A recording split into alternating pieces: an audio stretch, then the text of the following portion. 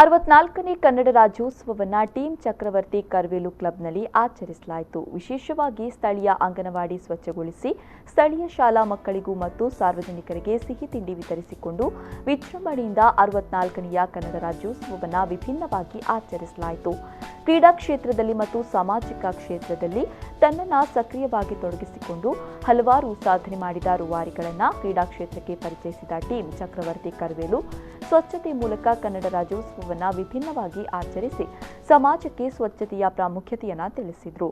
ಕನ್ನಡ ಭಾಷೆಗೆ ತನ್ನದೇ ಆದಂತಹ ಭವ್ಯವಾದಂತಹ ಇತಿಹಾಸವಿದೆ.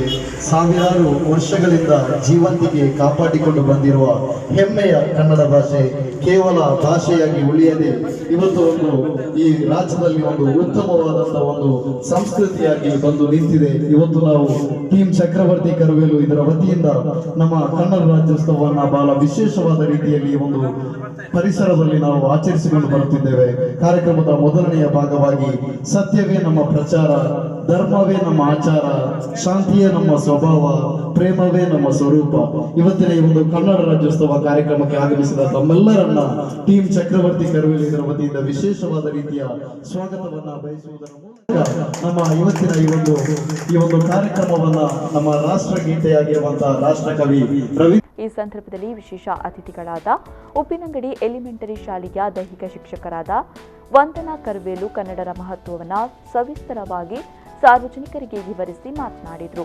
ಸ್ಥಾಪಕ ಅಧ್ಯಕ್ಷರಾದ ಅಶ್ರಫ್ ಕರ್ವೇಲ್, ತಂಡದ ಪದಾಧಿಕಾರಿಗಳಾದ ಫಾರೂಕ್ ಬೆರ್ನೆ, ನಜೀರ್ ನಜ್ಜಿ, ಹಕೀಂ ಡೆಲ್ಲಿ, ಸತ್ತಾರ್, ಸಲೀಂ, ಅಬ್ದುಲ್ ರಹಿಮಾನ್, ನೌಫಲ್, ಫಯಾಜ್ ನೆಕಿಲಾಡಿ ಹಾಗೂ ಊರಿನ ಹಿರಿಯ ವ್ಯಕ್ತಿಗಳು ಉಪಸ್ಥಿತರಿದ್ದರು. ಮನೆಯಲ್ಲಿ ಯಾವಾಗಲೂ ನಮ್ಮ ಮನೆಯಲ್ಲಿ ನಾವು ಯಾವ ಮಾತನ್ನ ಆಡ್ತೀವ ಆ ಮಾತಿನಿಂದ ಯಾವ ವಿಷಯವನ್ನು ಹೇಳಿದ್ರು ಆ ಭಾಷೆಯಲ್ಲಿ ಅದು ಮನಸ್ಸಿಗೆ ನಾಟುವಂತಿರ್ತದೆ.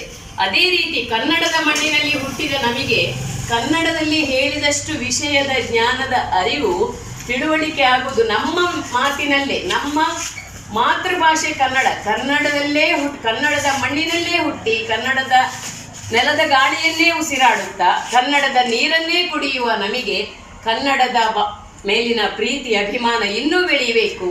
ಆಂಗ್ಲ ಭಾಷೆ ಬೇಕು, ಅದು ವ್ಯವಹಾರಕ್ಕೋಸ್ಕರ, ನಮ್ಮ ಜೀವನದ ನಿರ್ವಹಣೆಗೋಸ್ಕರ ನಾವು ಆಂಗ್ಲ ಭಾಷೆಯನ್ನ ಕಲಿಯುವ ಭಾಷೆಗಾಗಿ. ಆದರೆ ನಮ್ಮ ಸಂಸ್ಕೃತಿಯನ್ನ, ನಮ್ಮ ಪ್ರೀತಿಯನ್ನ, ನಮ್ಮ ಬಾಂಧವ್ಯವನ್ನ, ನಮ್ಮಲ್ಲಿರುವ ಸಹೋದರತಾ ಭಾವನೆಯನ್ನ ಬೆಳೆಸಿಕೊಳ್ಬೇಕಾದ್ರೆ ನಮ್ಮ ಮಾತೃಭಾಷೆ ನಮಗೆ ಬಹಳ ಮುಖ್ಯವಾಗಿದೆ.